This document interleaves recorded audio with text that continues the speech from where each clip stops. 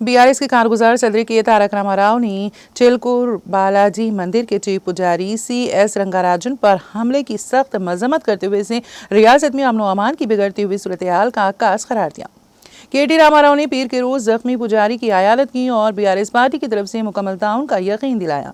इस वाक़े पर अपने गमो गुस्से का इजहार करते हुए KTR ने कहा कि रंगाराजन पर हमला एक घिनौना अमल और मंदिर के पुजारी की तरफ से दी गई खुदाई खिदमत की तौहीन है। उन्होंने जोर देकर कहा कि इस तरह के वाक़यात से तेलंगाना में अमन सलामती को शदीद खतरा लाहक है।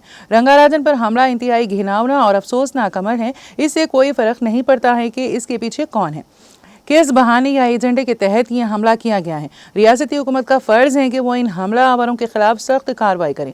उन्होंने मजीद कहा कि पुजारी के खानदान की हालत ज़ार है जिसने खुद को भगवान की खिदमत के लिए वक्फ कर दिया है। KTR ने मुतालिबा किया कि हमले के जिम्मेदारों को सजा दी जाए, ख्वाह उनकी वाबस्तगी या मकासद कुछ भी हों। इस तरह के वाक़यात दोबारा ना होने को यकीनी बनाने के लिए सख्त कार्रवाई की जानी चाहिए। इसके अलावा रंगाराजन के ख़ानदान को मुनासिब सिक्योरिटी फराहम की जानी चाहिए।